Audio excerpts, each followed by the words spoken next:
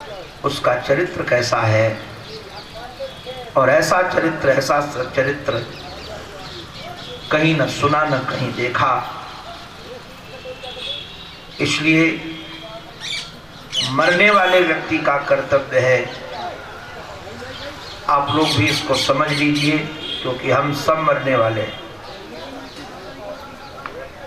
आज नहीं तो कल। और वैसे हमारे संत तो कहते हैं सब 7 दिन में ही मरने वाले हैं। कोई सोमवार को मरेगा, कोई मंगलवार को मरेगा, कोई बुधवार को मरेगा। इन 7 वारों में एक दिन ही मरेगा। तो मरने वालों सावधान,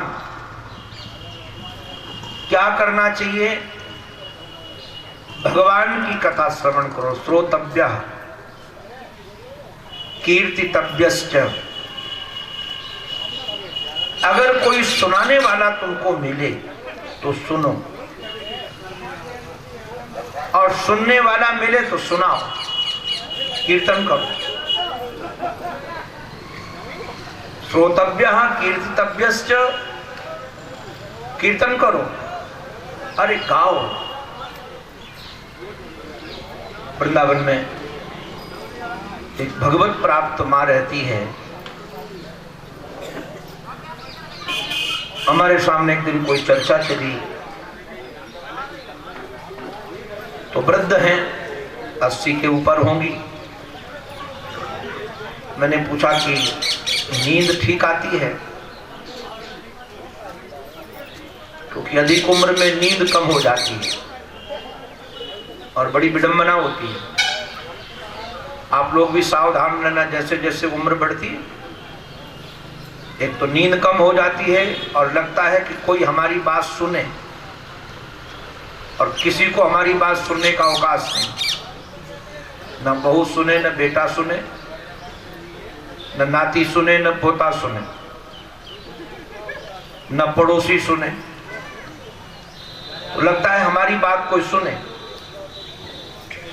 तो उन्होंने एक दिन हमको बताया, कहा कि स्वामी जी, हम तो घड़ी भी नहीं देखती हैं, भोजन करके रात्रि में सो जाती हैं, जितने बजे भी हमारी नींद खुल गई तो हम क्या करते हैं, कीर्तन करती हैं। बिना घड़ी देखे उनका कीर्तन करती रहती हैं। हमको बहुत अच्छा लगा। दिन भर वो वृंदावन में कथा सुनती हैं, सुबह से शाम तक कथा सुनती हैं, और रात्रि में जब नींद खुल जाए तो कीर्तन करती हैं। हमको लगा कि सचमुच में ये जीवन यही जीती है। सुनाने वाला मिले तो श्रवण करो, और सुनाने वाला न मिले तो कीर्तन करो, भगवान का नाम लो। अरे नारायण उच्च स्वर में लो। हम चिल्लाते हैं तो लजाते नहीं हैं। हम जब क्रोध में आते हैं तो गुस्सा करके गाली देते हैं तो हमको शर्म नहीं आती है। फिर भगवान नाम लेने में शर्म क्यों आए? भगवान नाम लेने में शर्म नहीं होनी चाहिए। और नारायण उन्हीं का मनन करें, उन्हीं का चिंतन करें। और कहा कि देखो, ये मत सोचो कि हमारे पास समय कम है। खट्वांग राजा के पास समय बहुत कम था, उन्होंने काम बना लिया। बाद में साधकों के लिए 4 सूत्र दिए हैं, क्योंकि द्वितीय स्कंद साधन स्कंद है। और एक बात कहूं, कोई भी आपके सामने आपको कहे कि आपको कुछ करने की जरूरत नहीं, भजन मत करो, चिंतन मत करो, हम भगवान से मिला देंगे, तो जान जाना ये नंबर 1 का स्वार्थी है। थोड़ा सा पैसा कमाने के लिए भी कुछ करना पड़ता है कि नहीं करना पड़ता? उन्हों भैया, सुबह से शाम तक ट्रैक्टर झेलना पड़ता है कि नहीं? तब कहीं पैसा मिलता है, और उस पैसे से केवल सामग्री मिलती है, सुख नहीं मिलता। लोग भ्रम में है कि पैसा से सुख मिलेगा। पैसा से आप घर बना सकते हो किंतु चैन नहीं खरीद सकते। पैसे आप भोजन की सामग्री खरीद सकते हो किंतु भूख नहीं खरीद सकते। पैसा पैसा आप लड़ते हैं कि इससे इतने परिश्रम के बाद मिलने वाला पैसा मुझे सुख नहीं दे सकता, और जो सुख स्वरूप परमात्मा है उसको पाने के लिए कुछ करना नहीं पड़ेगा। 4 साधन यहां साधन स्कंद में बताए हैं। जितासनो, जित श्वासो, जित संगो, जितेंद्रिय। आसनजित बनो। आसनजित का अभिप्राय एक आसन में शरीर का बैठने का अभ्यास तो हुई किंतु संकल्प दृढ़ रखो। हम लोग कोई भी संकल्प करते हैं, थोड़ी सी तकलीफ पड़ती छोड़ देते हैं। मानो भजन का संकल्प किया कि हम रोज सुबह शाम इतने इतने माला जपेंगे, थोड़ी सी यात्रा करना पड़ा तो भोजन नहीं छोड़ा, नियम छोड़ दिया। सबसे पहले नियम ही छोड़ते हैं। अरे हमने भोजन नहीं छोड़ा, किंतु भोजन क्यों महाराज, भजन क्यों छोड़ दिया? नियम में दृढ़ रहो। हमारा शरीर रहेगा तो ये हम करेंगे। और दूसरा प्राणजित का अभिप्राय है कि यदि प्राणों पर संयम रहेगा तो आप स्वस्थ रहोगे, क्योंकि जीवन को संचालित करने वाले ये 5 प्राण हैं। प्राण, अपान, व्यान, उदान और समान। तो प्राणायाम आदि करते रहना चाहिए। और ये 2 साधन पर जरूर ध्यान देना अगर जीवन को धन्य बनाना चाहते हो। पहला साधन है जित संगह। हमारे महाराज जी पूछते थे तुम्हारी कंपनी कैसी है?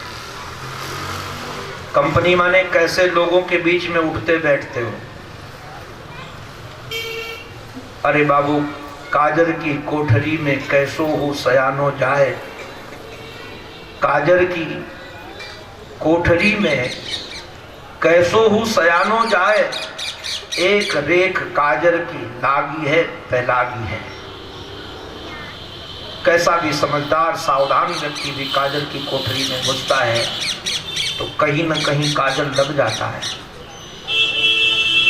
ऐसे कामियों के साथ, क्रोधियों के साथ, लोभियों के साथ, मोहियों के साथ, रागत दोषियों के साथ ज्यादा उठोगे बैठोगे तो उनका संग का रंग आ ही जाएगा। जैसा करोगे संग वैसा चढ़ेगा रंग। एक महापुरुष के सामने एक साधक ने पूछा कि महाराज क्या करें, अच्छे लोगों का संग नहीं मिलता है, आजकल तो समाज में सब ऐसे ही हैं। तो उन्होंने कहा अच्छे लोगों का संग नहीं मिलता तो कोई बात नहीं, दुर्जनों के संग से बचते रहो।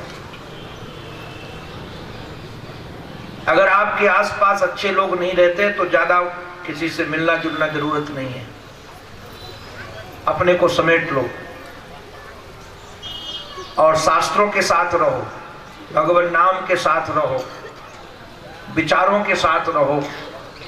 और आजकल तो नारायण सच कहें, हम तो वैज्ञानिकों को भी वंदन करते रहते हैं और आधुनिक यंत्रों को भी वंदन करते रहते हैं। हम तो कई बार मोबाइल को भी चूमते हैं और उसको भी प्रणाम करते हैं। कई बार तो हमने ऐसा काम किया कि मोबाइल को रख करके उसकी आरती भी उतारी। आप कहेंगे क्यों आरती उतारते हो, किस लिए? हमको लगता है ये भी हमारे प्रीतम के नजदीक रखने का सहयोगी है। पहले हम लोगों को अपने आराध्य गुरुदेव को सुनना होता था तो यात्रा में इतना बड़ा टेप रिकॉर्डर लेके चलते थे, तो उसमें कैसेटें लेके चलते थे, सुनना है। अभी यंत्रों की वजह से छोटे से यंत्र में, हमारे पास तो इतना छोटा सा यंत्र किसी साधक ने दिया है, उसमें हमारे महाराज श्री की लगभग संपूर्ण वाणी है। वो जो पंडित जी महाराज ने जितना प्रवचन किया और उपलब्ध है वो भी सारी है।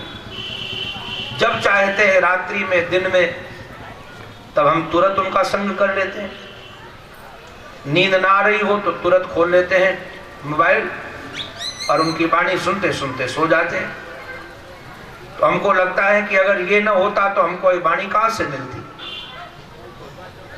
याद रखना, यंत्र चाकू के समान है, आप इनसे भोजन भी बना सकते हो और आप इससे अपना भी नष्ट कर सकते हो। यंत्र गलत नहीं है, उपयोग कहां करते हो ये इसमें विशेषता है। आप निश्चित इस प्रकार से संग पाया जा सकता है। हम तो सबको सुनते रहते हैं। पूज्य मामा जी को भी आज मैं सुन रहा था दोपहर में सोते सोते। पूज्य मामा जी की पाक्षिक भागवत हमारे पास पूरी मोबाइल में, जब मन आता चालू कर लेता हूँ। बहुत सारे संतों को समेट रखा है और हम तो इस यंत्रों को कहते हैं कि तुम्हारी वजह से हम इतने नजदीक है उनके, अगर तुम नहीं होते तो नजदीक होते ही नहीं हम। तो संग अपना सुधारो, आसक्ति अपनी सुधारो, अपना उठना बैठा सुधारो। जित संगः और जितेंद्रिया, इंद्रियों पर विजय प्राप्त करो। देखो भाई,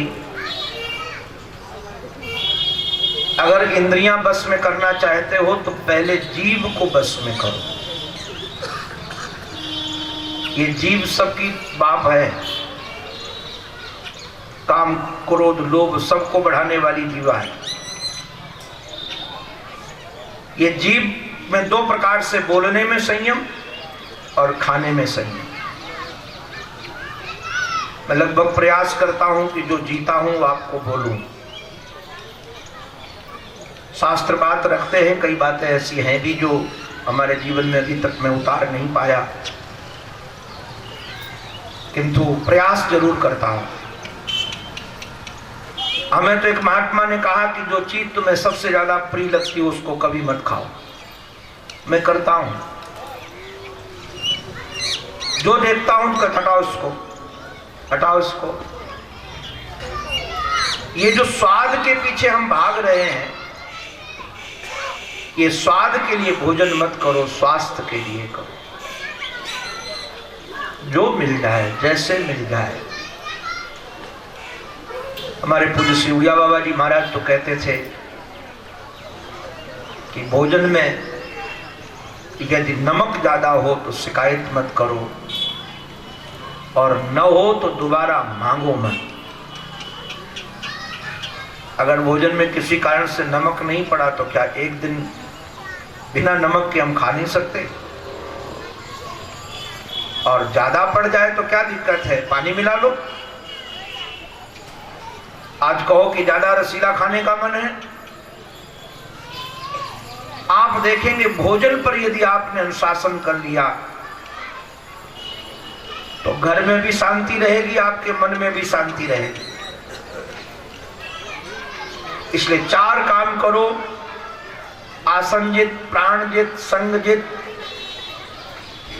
और स्वादजित। रूप का भी स्वाद मत लो, त्वग इंद्री का, स्पर्श का भी स्वाद मत लो।